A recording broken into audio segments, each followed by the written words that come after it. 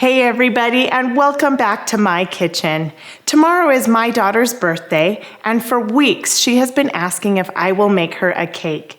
So today I'm going to show you how to make a delicious chocolate cake using a cake mix. Let's get started.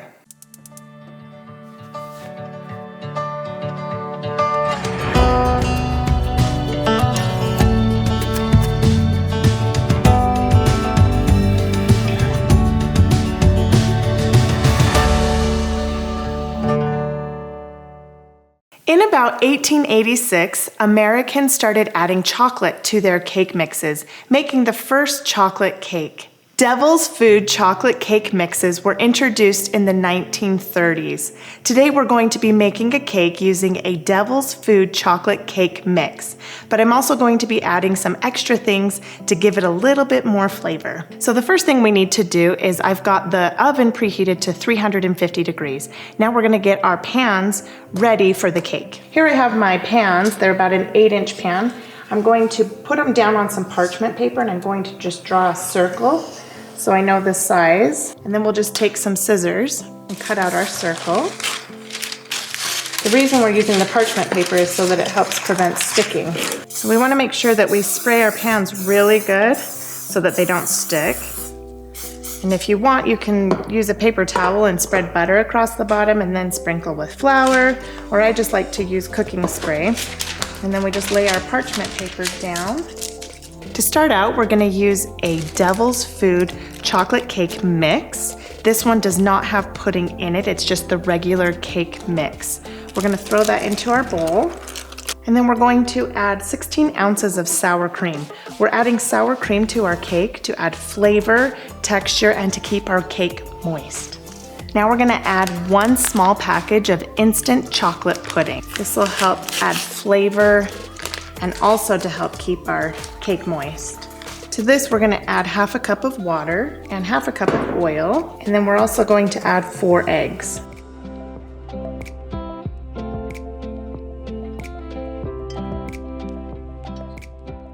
Now we're going to mix this all together, but we do not want to over mix it because we don't want our cake to become tough. Over mixing our cake can create excessive gluten strands, and that's what makes it tough. That's good in like a cookie, but not necessarily for a cake. Once we've mixed the cake almost to the point of being done, we're going to add 3/4 of a cup of semi-sweet chocolate chips. Semi-sweet chocolate is usually used the most in baking. It's probably one of my favorites because it's got that bitter taste and it's not too sweet and it's just delicious. So now we're going to add some chocolate chips to our cake mix, and then we'll finish mixing. We want to make sure we're scraping up the bits on the bottom so that when we pour it into our cake pans, we don't have lumps of flour down at the bottom. We're going to pull our cake pans over and we're going to divide this evenly into our cake pans. So we'll just pull these over. We have these already prepared. We'll take it and we're going to just eyeball it to making sure we get it even. Now we just want to make sure we spread this evenly across both pans. And then sometimes I like to just kind of look and make sure and feel. And then I just put a little bit extra where needed. Then we're just going to throw these into the oven for about 25 minutes. While I have those cakes cooking in the oven, I'm going to show you how to make this delicious chocolate frosting. I have about 4 cups of powdered sugar, and to this I'm going to add about 2/3 of a cup of cocoa powder and about 1/4 of a teaspoon of kosher salt. And we're just going to give this a good stir. And then here in my stand mixer, I'm going to add 1 cup of room temperature butter. These have been sitting on my counter for about 30 minutes, so they're room temperature. Now we're gonna mix this for about 2 minutes to get it nice and light and fluffy. About every 30 seconds, I like to stop my bowl and scrape it down just to get everything mixed evenly. I love chocolate cake. I love the smell of sugars. There's just something about taking all these raw ingredients and combining them together, and it makes something completely different. That's what I love about cooking and baking and everything. Okay, now that we've let this mix for about 2 minutes, it's nice and light and fluffy, we are going to add 1 tablespoon of vanilla and 2 tablespoons of corn syrup. We'll just let that mix for about 30 seconds. We'll go ahead and scrape down our bowl at this point. And now we're gonna add our sugar that we've combined with our cocoa into our mixture, but we're going to add it about half a cup at a time. We're gonna add a little bit at a time so that it mixes well together and it doesn't get clumpy. So that's what I'm gonna continue to do until I have all of my sugar mixture mixed with my butter. All right, I've added a couple spoonfuls of the sugar into here, and I just wanna make sure that after every time it's been incorporated, before adding another one, I always take my scraper and I just scrape down the sides of the bowl to make sure that it's always being incorporated. For people who say they don't like chocolate, I don't get that. I don't understand. All right, I've added all of the powdered sugar and cocoa mix, and it's pretty much all the way incorporated, but as you can see, it's really thick. This would not be very fun to spread on a cake. So at this point, you can either add heavy cream or milk. Tonight I'm gonna be adding 1/3 cup of milk, but I'm just gonna add it a little bit at a time until the consistency that I want. Once you've added all of your milk or your cream, turn on your mixer to about a medium speed and let it just go for about 2 minutes. After the 2 minutes, now our frosting is done. I'm gonna set it aside, and when our cakes are done, we're gonna frost it.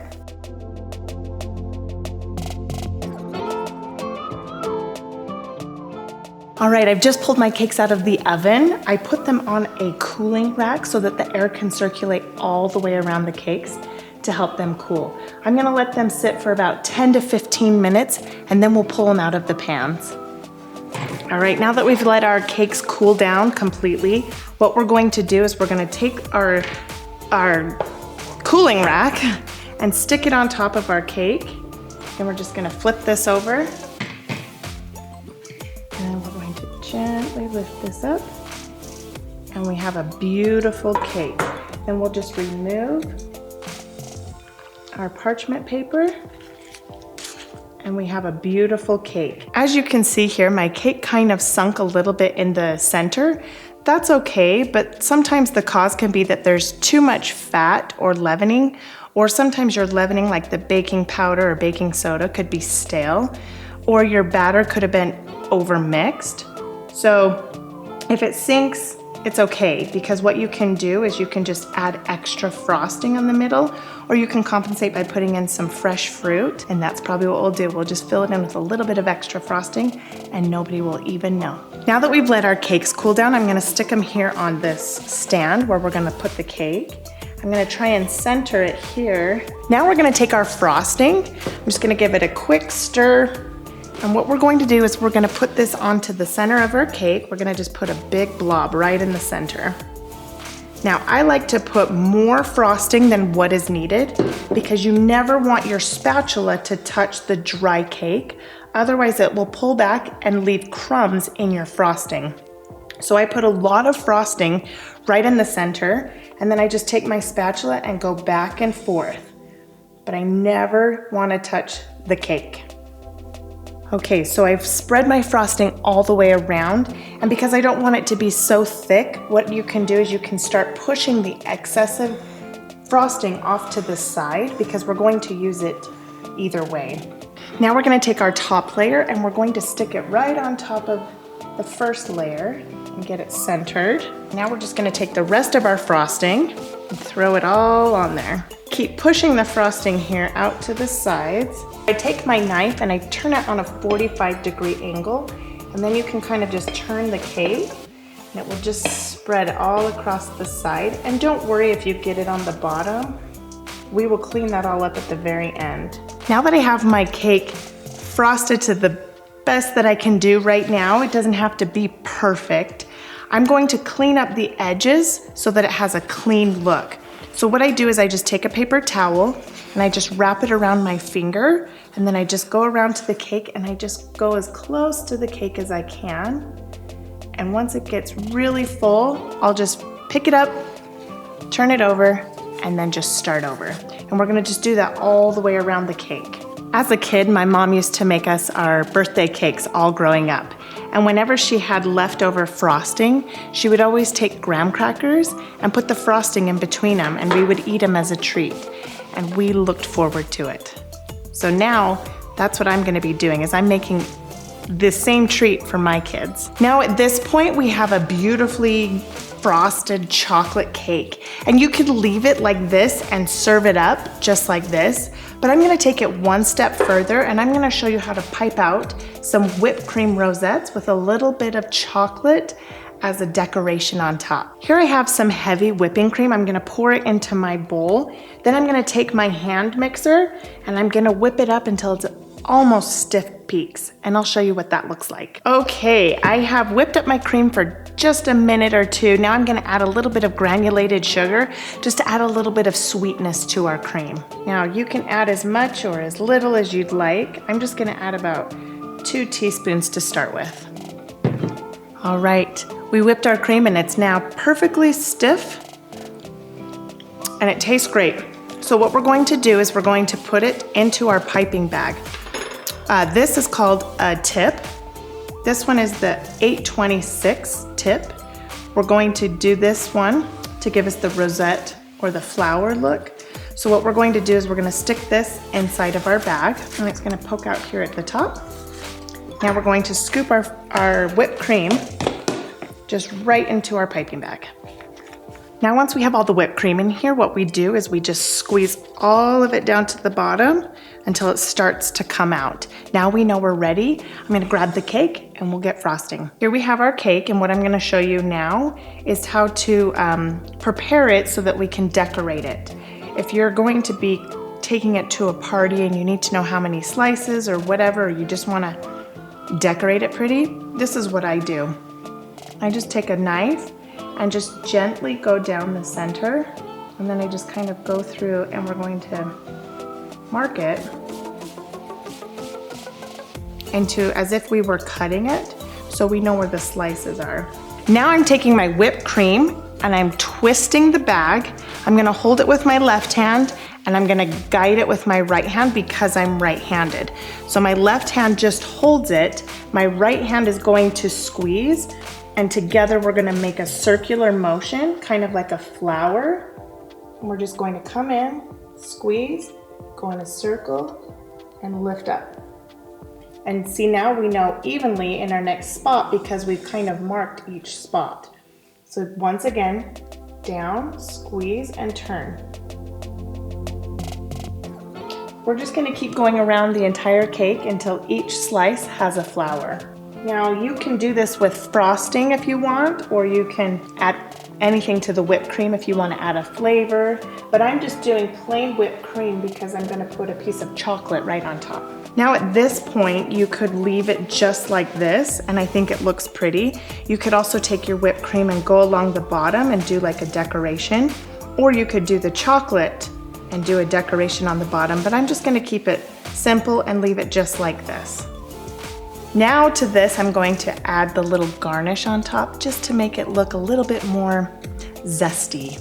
So what I've done is I've taken a piece of parchment paper and I rolled it up into a cone. Then I melted some chocolate chips and then stirred it up, and I put the chocolate into my cone.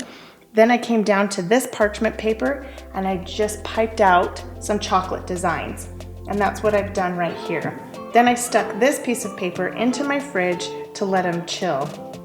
So what we're going to do now is we're going to take these, and we have to work quickly and carefully because the chocolate will start to melt and they're very fragile.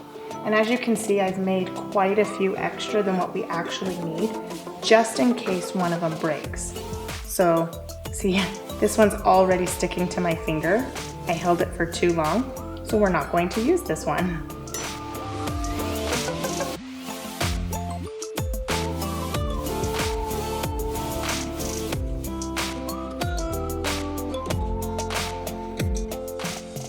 Thanks for hanging out with us today. Hope you had a good time. I'm gonna cover up my cake and save it for tomorrow for my daughter's birthday.